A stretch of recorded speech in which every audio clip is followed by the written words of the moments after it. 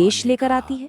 तो आज हम बात करने वाले हैं 10 महाविद्याओं की, यानी हिंदू धर्म की 10 महान ज्ञान देवियों की।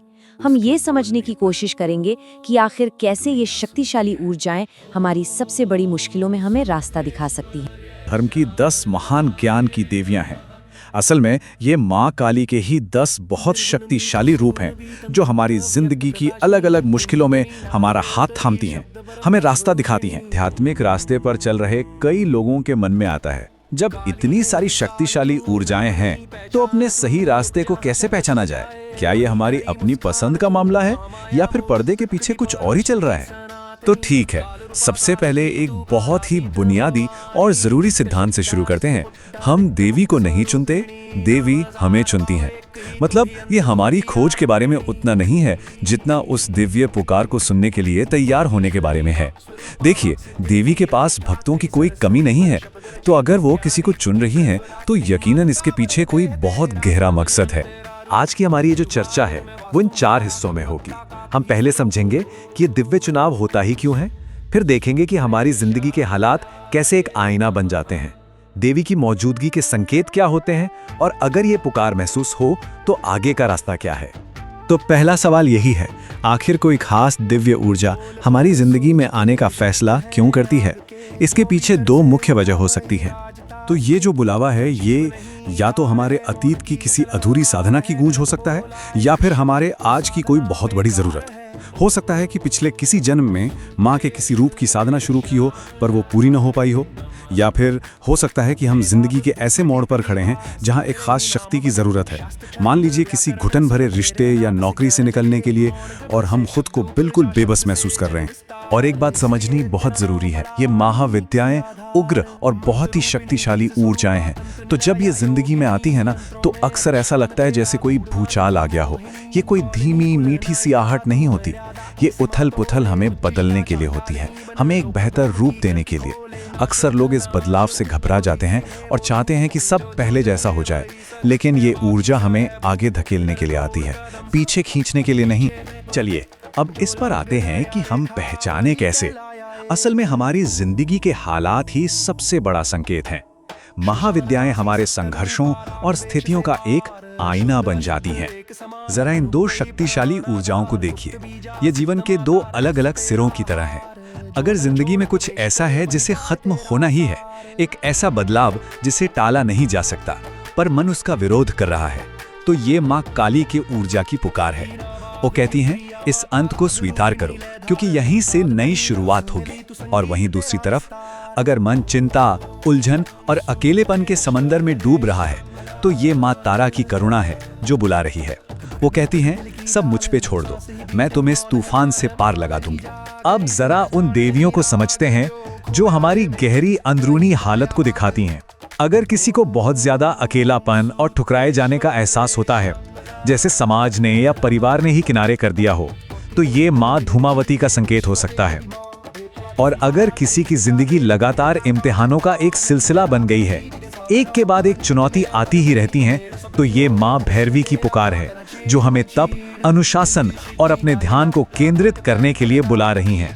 अगर ऐसा लगता है कि आत्मविश्वास की कमी है, लोग हमेशा छोटा महसूस कराते हैं, पर अंदर कहीं ज्ञान की एक जबरदस्त प्यास है, और साथ ही ये एहसास भी है कि हमारे भीतर कई खास गुण दबे पड़े हैं, तो ये माँ मातंगी का बुलावा हो सकता है। वो उन लोगों की देवी हैं जिनकी आवाज को दबाया गया है, जो समाज के हाशिए पर हैं, पर जिनके पास दुनिया को देने के लिए बहुत कुछ है। ये तो बस कुछ उदाहरण थे। हर महाविद्या जीवन के एक अलग पहलू का आईना है।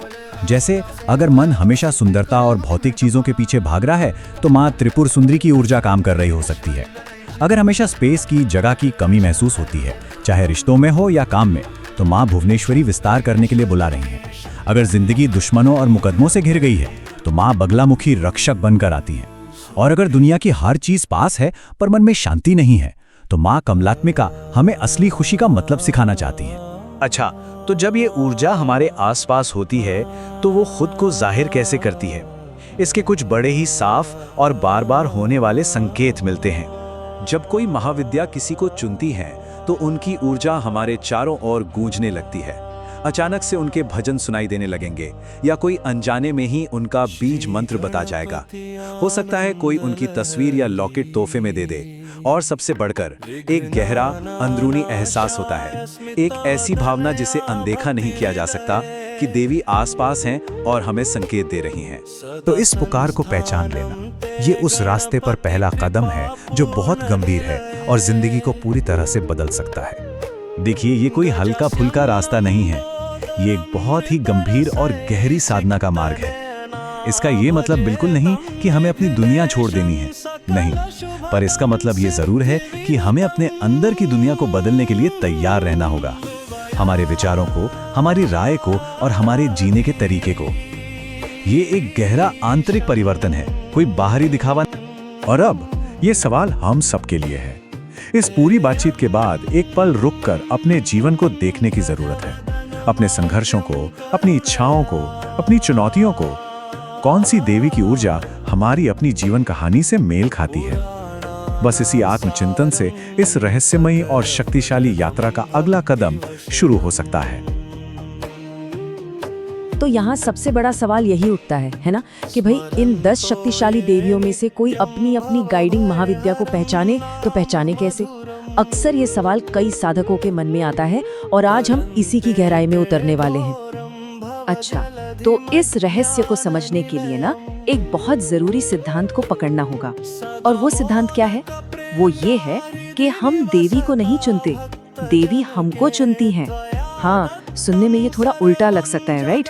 लेकिन यकीन मानिए यही इस पूरी समझ का, इस पूरी यात्रा का आधार है। तो ठीक है, अगर देवी ही चुनती हैं तो सवाल ये है कि क्यों? मतलब ऐसा क्या होता है कि किसी खास इंसान को ही ये डिवाइन कॉल, ये दिव्य बुलावा आता है? इसके पीछे ना 2 मुख्य कारण बताए गए हैं। इसके 2 रास्ते हो सकते हैं। पहला तो ये कि हो सकता है ये पिछले जन्म की कोई अधूरी साधना हो, कोई स्पिरिचुअल प्रैक्टिस जो पूरी नहीं हो पाई और अब इस जन्म में वो ऊर्जा उस यात्रा को पूरा करने के लिए बुला रही है। और दूसरा कारण वो इसी जिंदगी से जुड़ा हो सकता है। मतलब जब कोई इंसान किसी ऐसी सिचुएशन में फंस जाए जहाँ एक खास डिवाइन पावर की जरूरत महसूस हो, मान लीजिए कोई मुश्किल रिश्ता है या करियर में कोई बड़ी रुकावट आ गई है और बिल्कुल असहाय महसूस हो रहा हो, ऐसे में वह दिव्य ऊर्जा उस पुकार का जवाब देती है। अब आते हैं सबसे दिलचस्प हिस्से पर। अब हम ये समझने की कोशिश करेंगे कि जिंदगी की अलग अलग चुनौतियों को इन महाविद्याओं की एनर्जी से कैसे जोड़कर देख सकते हैं। चलिए देखते हैं कि मौजूदा परिस्थितियां किस दिव्य ऊर्जा के बुलावे का इशारा हो सकती हैं। जब जिंदगी एकदम ठहर सी जाए, जब लगे कि कोई चीज खत्म होनी बहुत जरूरी है लेकिन उसे छोड़ने की हिम्मत ही नहीं हो रही, तो समझिए ये माँ काली की ऊर्जा का बुलावा है। वो तब प्रकट होती हैं जब एक बहुत बड़े, एक रैडिकल चेंज की जरूरत होती है जिसे हम टाल रहे होते हैं। उनका संदेश बिल्कुल साफ है, अंत ही नई शुरुआत है। और जब कोई बहुत ज्यादा चिंता, कंफ्यूजन या अकेलेपन से घिर जाए, जब ऐसा लगने लगे कि इस दुनिया में कोई सहारा ही नहीं है, तो वो माँ तारा की करुणा को महसूस कर सकता है। वो बिल्कुल उस माँ की तरह हैं जो कहती हैं, तुम बस सब कुछ मुझ पर छोड़ दो, सरेंडर कर दो, मैं तुम्हें इस भवसागर से पार ले जाऊंगी। अगर जिंदगी में ब्यूटी, लव और वेल्थ, मतलब सुंदरता, प्रेम और भौतिक समृद्धि की बहुत ज्यादा इच्छा है, लेकिन सब कुछ होने के बाद भी अधूरा अधूरा सा लगता है, तो ये माँ त्रिपुर सुंदरी का संकेत हो सकता है। वो सिखाती हैं कि बाहर की जो अबंडेंस है, जो प्रचोरता है, वो अंदर की सुंदरता को पहचानने से ही आती है। जब कोई खुद में और दूसरों में ब्यूटी देखने लगता है तो जिंदगी अपने आप सुंदर हो जाती है। जब जिंदगी में घुटन महसूस होने लगे, चाहे वो रिश्तों में हो, काम में हो या अपने ही विचारों में, तो समझिए ये माँ भुवनेश्वरी का बुलावा है। वो स्पेस की, यानी आकाश और स्थान की देवी हैं। उनका संदेश ये है कि बाहरी दुनिया में जगह बनाने से पहले अपने दिल में जगह बनानी होगी। अपने अंदर की जो शैडोज हैं, जो परछाइयां हैं, उन्हें एक्सेप्ट करना होगा। और अगर जिंदगी एक के बाद एक मुश्किल इम्तिहान लेती जा रही हो, मतलब एक टेस्ट खत्म नहीं होता कि दूसरा शुरू हो जाता है, तो ये माँ भैरवी का बुलावा हो सकता है। उनका एलिमेंट है अग्नि, फायर। वो कहती हैं कि इन चैलेंजेस को जलाने के लिए तपस्या की आग जलानी होगी, मतलब कड़ा अनुशासन और अटूट फोकस। जब जिंदगी में अचानक कोई जोर का झटका लगे, कोई चौंकाने वाला सदमा, जैसे कोई गहरा विश्वासघात या ऐसा नुकसान जो समझ से ही परे हो, तो ये माँ छिन्नमस्ता की उग्र ऊर्जा का संकेत हो सकता है। ये एनर्जी जिंदगी को जड़ से हिला देने वाले बदलाव का प्रतीक है, जो पुराने मैं को, पुराने सेल्फ को ही नष्ट कर देती है। जब कोई इंसान समाज से बिल्कुल कट जाए, तिरस्कृत महसूस करे, एकदम अकेला, तो ये माँ धूमावती की ऊर्जा का अनुभव हो सकता है। वो उस गहरे अकेलेपन और निराशा से बाहर निकलने का रास्ता दिखाती हैं, जहाँ इंसान को लगता है कि बस अब सब कुछ खत्म हो गया है। अगर जिंदगी में लगातार दुश्मन परेशान कर रहे हों, कानूनी मामले हों, अफवाहें हों या चारों तरफ से नेगेटिव अटैक्स हो रहे हों, तो ये माँ बगलामुखी का बुलावा है। उनकी शक्ति विरोधियों के जुबान और उनकी चाल को रोक देती है, और जो लोग लगातार संघर्ष कर रहे हैं उन्हें जीत दिलाती है। जब किसी को नीचा दिखाया जाए, अपमानित किया जाए, जब अंदर नॉलेज और आर्ट का खजाना भरा हो लेकिन उसे एक्सप्रेस करने का कॉन्फिडेंस ही ना हो, तो ये माँ मातंगी का बुलावा है। वो ज्ञान, कला और सेल्फ एक्सप्रेशन की उस गहरी भूख को जगाती हैं जो कहीं अंदर दबी हुई है। और आखिर में, जब किसी के पास दुनिया की हर चीज हो, पैसा, कामयाबी, आराम, लेकिन मन में शांति ना हो, खुशी ना हो, तो ये माँ कमलात्मिका का संकेत है। उनकी जो सौम्य ऊर्जा है वो ग्रैटिट्यूड की, यानी कृतज्ञता की कमी को सामने लाती है और बताती है कि असली दौलत तो अंदर की खुशी में है। तो ठीक है, हमने चैलेंजेस को तो एनर्जी से जोड़ लिया। अब अगला कदम क्या है? अगला कदम है उन साइंस को, उन संकेतों को पहचानना जो इस बात को कंफर्म करते हैं कि हाँ, ये डिवाइन एनर्जी वाकई जिंदगी में एक्टिव है। चलिए देखते हैं कि ये संकेत क्या क्या हो सकते हैं। तो होता क्या है कि जब कोई महाविद्या चुनती है तो वो साइंस भेजना शुरू कर देती हैं। जैसे हो सकता है कि अचानक कहीं से उनके मंत्र या भजन सुनाई देने लगे, या उनके सिंबल या यंत्र बार बार आंखों के सामने आए, या शायद कोई दोस्त उन्हीं से जुड़ा कोई लॉकेट गिफ्ट कर दे, या बस एक गहरी फीलिंग होने लगे कि वो आसपास हैं। ये सब उस डिवाइन कॉल की कंफर्मेशन है। लेकिन एक बात समझना बहुत जरूरी है, इन संकेतों को पहचानना और अपनी महाविद्या को समझना ये सिर्फ पहला कदम है। इसके बाद शुरू होता है साधना का मार्ग, और ये कोई हॉबी नहीं, ये एक बहुत सीरियस जर्नी है। देखिए, इस रास्ते पर चलने का मतलब ये बिल्कुल नहीं है कि घर परिवार की जिम्मेदारियां छोड़ देनी है, नहीं। लेकिन इसका मतलब ये जरूर है कि अपनी सोच, अपनी राय और अपने जीने के तरीके को बदलने के लिए तैयार रहना होगा। ये एक गहरा पर्सनल ट्रांसफॉर्मेशन। कभी कभी ऐसा लगता है ना कि जीवन की जो सबसे बड़ी चुनौतियां हैं, जो सबसे गहरे संकट हैं, वो असल में सिर्फ मुश्किलें नहीं बल्कि एक दिव्य बुलावा है, एक इशारा कि कोई बहुत बड़ी शक्ति आपको रास्ता दिखाने की कोशिश कर रही है। हाँ, जिंदगी में ऐसे मोड़ आते हैं जब लगता है कि हम एक चक्रव्यूह में फंस गए हैं, कोई रास्ता नहीं सूझ रहा, हर तरफ से घिरा हुआ महसूस होता है। लेकिन क्या हो अगर यही एहसास, यही भटकाव एक नए रास्ते की शुरुआत हो? और यहीं पर इस पूरी बातचीत का सार छिपा है। ये कोई ऐसा आध्यात्मिक मार्ग नहीं है जिसे हम अपनी मर्जी से चुनते हैं। नहीं, ये एक दिव्य चुनाव है। देवी खुद हमें चुनती हैं, और ये समझना कि हमें क्यों और कैसे चुना गया है, इस यात्रा का सबसे पहला और सबसे जरूरी कदम। तो चलिए इसमें थोड़ा और गहराई से उतरते हैं। सवाल ये है कि आखिर किसी के जीवन में एक महाविद्या का प्रवेश होता ही क्यों है? वजह क्या है? स्रोत बताते हैं कि इसके पीछे कुछ बहुत गहरे कारण छिपे होते हैं। तो देखिए, इसकी दो बड़ी वजहें हो सकती हैं। एक तो है पिछले जन्म का कोई कनेक्शन। हो सकता है कोई साधना, कोई आध्यात्मिक अभ्यास अधूरा रह गया हो, जिसे पूरा करने के लिए इस जन्म में ये मौका मिला है। या फिर दूसरी वजह यह है कि जिंदगी एक ऐसे मोड़ पर आ खड़ी हुई है जहां किसी चुनौती से पार पाने के लिए एक खास दिव्य शक्ति की जरूरत आन पड़ी है। लेकिन एक बात समझनी बहुत जरूरी है, ये जो दिव्य हस्तक्षेप है ना, ये अक्सर बहुत आराम से, बहुत प्यार से नहीं होता।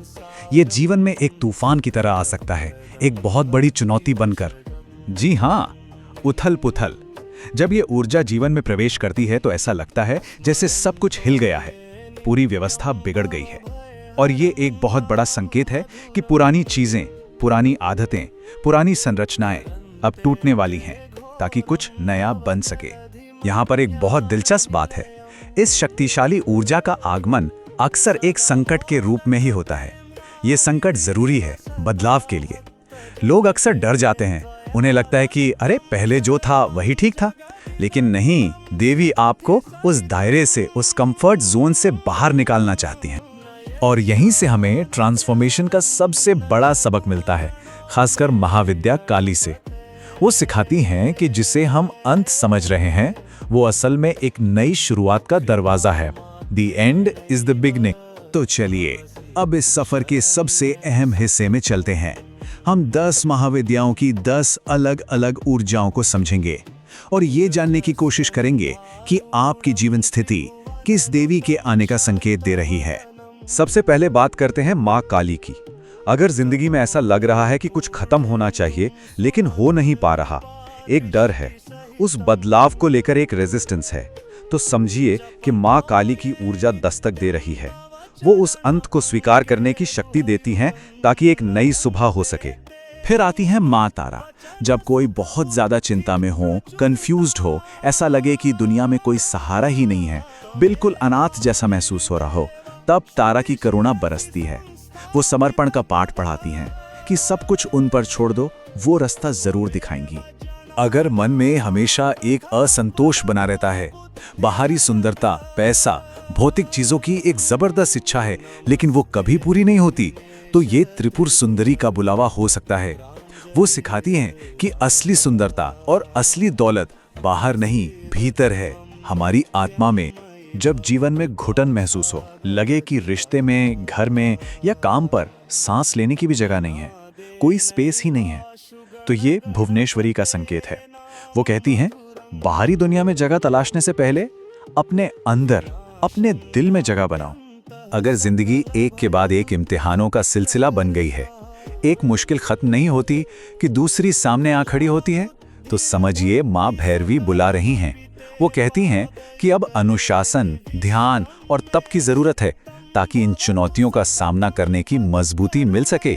जब जीवन में अचानक कोई ऐसी चौंकाने वाली घटना घट जाए जो आपको जड़ से हिला दे, कोई गहरा धोखा, कोई बहुत बड़ी हानि, तो ये माँ छिन्नमस्ता की उग्र ऊर्जा है। ये ऊर्जा आपको जीवन और मृत्यु की समझ से भी परे एक नया नजरिया देती है। जब कोई इंसान गहरा तिरस्कार, अकेलापन या अलगाव महसूस कर रहा हो, तो समझिए माँ धूमावती की उपस्थिति है। वो ये सिखाती हैं कि जिसे समाज ने ठुकरा दिया है, जिसे बेकार समझ लिया गया है, उसी में गहरा ज्ञान और असली शक्ति छिपी हो सकती है। और अगर जीवन लगातार झगड़ों, नेगेटिविटी, कानूनी मामलों या दुश्मनों से घिरा हुआ है, तो यहाँ माँ बगलामुखी की ऊर्जा काम कर रही है। उनकी शक्ति नकारात्मक ताकतों को एकदम स्थिर कर देती है और आपको स्थिति पर नियंत्रण देती है। जिन लोगों में आत्मविश्वास की बहुत कमी है, जो खुद को छोटा या अपमानित महसूस करते हैं, उनके लिए मातंगी की ऊर्जा है। वो उन दबी हुई प्रतिभाओं को, उस ज्ञान को बाहर लाती हैं और इंसान को अपनी असली आवाज खोजने में मदद करती हैं। और आखिर में, जब किसी के पास दुनिया की हर चीज हो, पैसा, सफलता, परिवार, लेकिन अंदर से एक खालीपन हो, एक बेचैनी हो, तो माँ कमलात्मिका आती हैं। वो सिखाती हैं कि असली दौलत कृतज्ञता में है, जो हमारे पास है उसमें खुशी खोजने में है। तो अब तक शायद आपको अपनी स्थिति से जुड़ी किसी एक ऊर्जा का अंदाजा हो गया होगा, लेकिन ये कैसे पक्का हो कि वाकई एक दिव्य बुलावा है, कोई वहम नहीं? चलिए देखते हैं कि स्रोत इस बारे में क्या कहते हैं। देखिए, इसके कुछ बड़े साफ संकेत होते हैं, आपको बस थोड़ा ध्यान देना है। जैसे कि अचानक आपको उस देवी से जुड़े मंत्र या भजन सुनाई देने लगे, या हो सकता है उनके यंत्र या प्रतीक बार बार आंखों के सामने आए। कभी कभी कोई अनजान व्यक्ति ही आपको उनसे जुड़ी कोई चीज, कोई लॉकेट दे जाता है। ये सब इशारे हो सकते हैं कि वो आपके आसपास ही हैं। और हाँ, एक बात गांठ बांध लीजिए, ये कोई हल्का फुल्का रास्ता नहीं है, ये साधना का एक बहुत ही गंभीर मार्ग है। इसका ये मतलब बिल्कुल नहीं है कि आप अपनी जिम्मेदारियां छोड़ दें, नहीं। इसका मतलब है कि अब आपको बदलना होगा, आपके अंदर बदलाव आना तय है। तो अब इस पूरी चर्चा के बाद बस एक पल के लिए रुकिए और खुद से पूछिए, आपकी कहानी, आपकी जिंदगी की जो चुनौती है, वो इनमें से किस दिव्य ऊर्जा से मेल खाती है? हो सकता है जिससे कि हम देवी को नहीं चुनते, देवी हमको चुनती हैं। ये एक लाइन, ये एक सोच पूरी धारणा को ही पलट कर रख देती है ना? तो आखिर ऐसा होता क्यों है? क्या लॉजिक है इस डिवाइन सिलेक्शन के पीछे? चलिए इसे समझने की कोशिश करते हैं। तो देखिए, इसके पीछे मोटे तौर पर 2 वजहें हो सकती हैं। पहली वजह हो सकती है पिछले जन्म का कोई कनेक्शन। हो सकता है कोई साधना शुरू की हो जो अधूरी रह गई और अब देवी उस यात्रा को पूरा करने के लिए बुला रही हैं। और दूसरी वजह वो आपके आज के जीवन से जुड़ी है। मतलब अगर जीवन में कोई बहुत बड़ी चुनौती है, कोई ऐसी मुश्किल है जिसे पार करने के लिए एक खास तरह की दिव्य शक्ति की जरूरत है, तो वो ऊर्जा खुद ब खुद खींची चली आती है। और ये बात समझनी बहुत जरूरी है। जब ये शक्तिशाली ऊर्जा जीवन में आती है ना, तो ये हमेशा कोई बहुत प्यार भरा कोमल एहसास नहीं होता। असल में ये एक भूचाल की तरह, एक भूकंप की तरह महसूस हो सकता है, जैसे सब कुछ उथल-पुथल हो गया हो।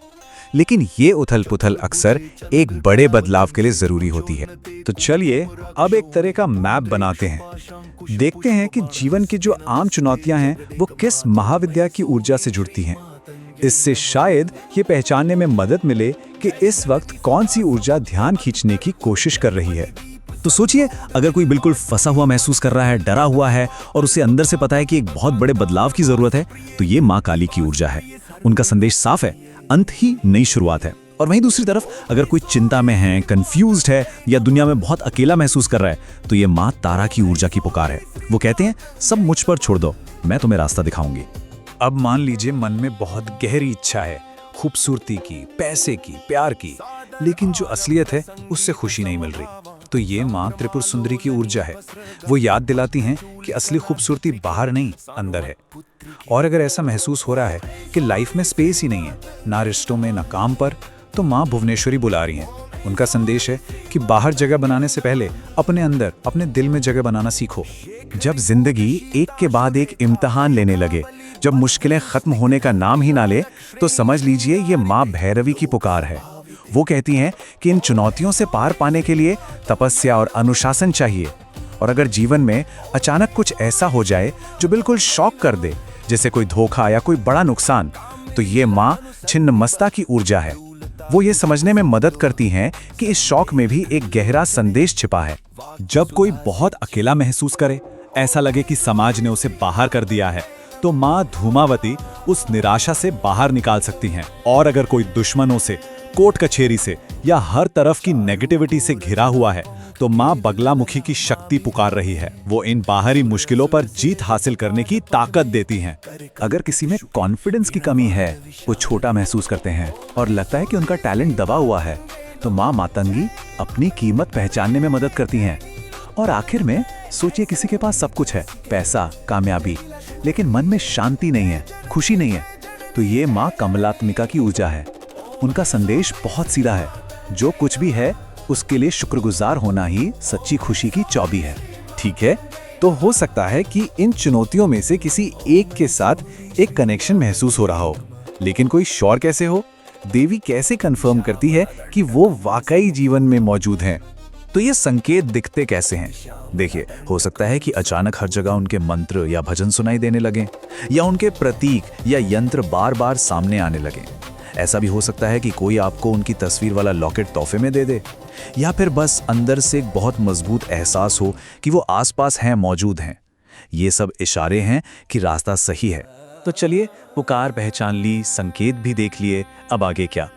यहाँ ये समझना बहुत ज़रूरी है कि ये सब साधना के रास्ते की तरफ ले जाता है, जो कि एक बहुत ही गंभीर आध्यात्मिक यात्रा है। ये कोई कैजुअल चीज नहीं है। ऐसा नहीं कि बस ट्राई करके देख लिया। ये आपकी भीतरी दुनिया को बदलने की एक गहरी इच्छा की मांग करता है। इसका मतलब है कि अपनी सोच, अपनी आदतों और अपनी लाइफस्टाइल को उस शक्तिशाली ऊर्जा के साथ अलाइन करने के लिए तैयार रहना होगा। तो अब जब ये पूरा मैप सामने है, कट्टर बदलाव से लेकर गहरी शांति तक हर चुनौती के लिए एक मार्गदर्शन है, तो ये सवाल अब खुद से पूछने वाला है कि इन दिव्य ऊर्जाओं में से कौन सी ऊर्जा है जो इस वक्त पुकार रही है? कभी कभी जिंदगी हमें एक ऐसे मोड़ पर लाके खड़ा कर देती है जहां हर तरफ सिर्फ चुनौतियां ही नजर आती हैं। पर क्या हो अगर ये चुनौतियां सिर्फ मुश्किलें न हो, बल्कि एक तरह का एक दिव्य बुलावा हो? चलिए आज इसी रहस्य को जरा समझने की कोशिश करते हैं। हम सब ने कभी ना कभी जिंदगी में ऐसा महसूस किया है कि जैसे एक बंद गली में आ गए हों, एक ऐसा संकट जिसका कोई हल, कोई सिरा नजर ही नहीं आ रहा। और ये कोई अनोखी बात नहीं, ये एक बहुत ही आम मानवीय एहसास है। देखिए, यहाँ जो मूल विचार है वो ये है कि ये जो दैवीय शक्ति का जीवन में आना है ना, इसे हम खोजते नहीं है, ये तो खुद आती है। और इसके आने के पीछे अक्सर बहुत गहरे, बहुत खास कारण छिपे होते हैं। तो सवाल ये उठता है कि आखिर किसी साधक को इन शक्तिशाली ऊर्जाओं में से कोई एक क्यों चुनती है? मतलब इसके पीछे की वजह क्या हो सकती है? इसके दो मुख्य कारण हो सकते हैं। पहला तो है पिछले जन्म का कोई कनेक्शन। हो सकता है कोई साधना अधूरी रह गई हो जो अब इस जन्म में पूरी होने के लिए पुकार रही हो। और दूसरा कारण हो सकता है इसी जीवन की कोई जरूरत, कोई ऐसा संकट आ पड़ा है जिसे पार करने के लिए एक विशेष दिव्य शक्ति की ही जरूरत है। अब जो बात वाकई बहुत दिलचस्प है वो ये है कि ये दिव्य ऊर्जा हमारे जीवन में आती कैसे है। देखिए, इसका आना वैसा नहीं होता जैसा हम फिल्मों में देखते हैं या कहानियों में पढ़ते हैं। असल में ये कोई बहुत शांत और सुकून भरा अनुभव नहीं होता, बल्कि ज्यादातर ये जीवन में एक बड़ी उथल पुथल मचा देता है। ऐसा महसूस होता है जैसे शांत पानी में अचानक कोई तूफान आ गया हो। और ये जो उथल पुथल है ये कोई सजा नहीं है। इसे ऐसे समझिए कि ये एक बहुत शक्तिशाली ताकत है। इसका मकसद होता है बदलाव के लिए हमारे अंदर जो एक डर बैठा है, जो एक जिद है, उसे तोड़ना, ताकि कुछ नया, कुछ बेहतर जन्म ले सके। तो चलिए अब बात करते हैं 10 महाविद्याओं की, यानी ज्ञान की 10 महान देवियों की। हर देवी एक खास तरह की जीवन स्थिति और उससे जुड़े सबक को दिखाती है। देखते हैं किसकी कहानी किससे जुड़ती है। सबसे पहले बात करते हैं माँ काली की।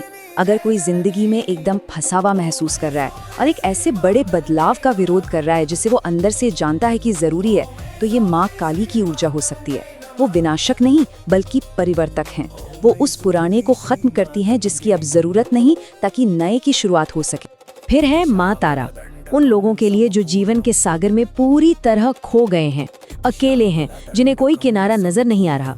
उनके लिए माँ तारा की ऊर्जा एक उम्मीद की किरण की तरह है। वो करुणा की मूर्ति हैं और बस एक चीज मांगती हैं, पूर्ण समर्पण। फिर रास्ता वो खुद दिखाती हैं। इसके बाद आती है माँ त्रिपुर सुंदरी। जब किसी के मन में बाहरी सुंदरता, दौलत और चीजों को पाने की बहुत गहरी इच्छा हो, लेकिन अंदर से हमेशा एक खालीपन, एक कमी का एहसास हो, तो ये उनका बुलावा है। उनका सबक ये है कि असली दौलत और सुंदरता बाहर नहीं, पहले अंदर खोजनी पड़ती है। जब अंदर वो मिल जाती है तो बाहर अपने आप दिखने लगती है। जब जीवन में हर तरफ घुटन महसूस हो, रिश्तों में, काम पर या अपनी बात कहने तक की जगह ना मिले, तो ये माँ भुवनेश्वरी का संकेत है।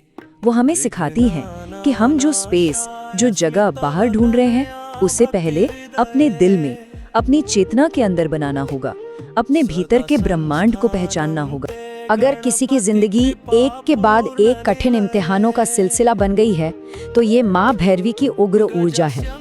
वो एक तपस्वी योद्धा हैं। वो कहती हैं कि अनुशासन और फोकस की आग में तपो, तभी तुम्हारी बाधाएं जलकर राख होंगी और तुम आगे बढ़ पाओगे। जिंदगी में अचानक होने वाले चौंकाने वाले हादसे, जैसे कोई विश्वासघात, कोई बड़ी हानि, ये माँ छिन्नमस्ता की ऊर्जा के प्रतीक है। हाँ, ये झटके बहुत दर्दनाक होते हैं, लेकिन इनका एक गहरा मकसद होता है।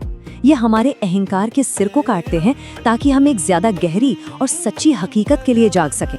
समाज से तिरस्कार, अकेलापन और अलग थलग पड़ जाने का जो दर्दनाक अनुभव है, वो माँ धूमावती का क्षेत्र है। वो हमें दिखाती हैं कि कैसे इसी अकेलेपन में समाज के बंधनों से आजाद होकर एक गहरा आध्यात्मिक ज्ञान और असली स्वतंत्रता मिल सकती है। और अगर किसी की जिंदगी लगातार बाहरी हमलों, झगड़ों और नेगेटिविटी से घिरी हुई है, तो ये माँ बगलामुखी की ऊर्जा का आह्वान है। उनमें बाहरी दुश्मनों को ही नहीं, बल्कि हमारे अंदर के नकारात्मक विचारों को भी स्थिर करने, उन्हें रोकने की शक्ति है। वो हर तरह के संघर्ष में ठहराव लाती। और अब माँ मातंगी, इनकी पुकार थोड़ी अलग और गहरी है। जब कोई खुद को छोटा, अपमानित महसूस करे, लेकिन अंदर ही अंदर ज्ञान की, कुछ जानने की एक जबरदस्त भूख हो, तब समझिए वो मातंगी का दायरा है। वो वाक शक्ति की देवी हैं, यानी आवाज, शब्द, संगीत, कलिता, इन सब की शक्ति। उनकी पहचान ही होती है कला के प्रति एक गहरे, बिना वजह के खिंचाव से। और सबसे गूढ़ बात, वो उच्छिष्ट में बसती हैं, मतलब वो चीजें जिन्हें समाज झूठा, बचा खुचा या अशुद्ध मानकर छोड़ देता है। उनका सबक यही है कि असली ज्ञान और शक्ति अक्सर उन्हीं हाशिए पर पड़ी चीजों में छिपी होती है। यहाँ साधक अहंकार से देवी को नहीं चुनता, बिल्कुल नहीं, बल्कि धीरे धीरे उसे ये एहसास होता है कि देवी ने उसे चुना है और ये चुनाव उसकी खूबियों की वजह से नहीं बल्कि उसकी कमियों और अपूर्णता के बीच से हुआ है।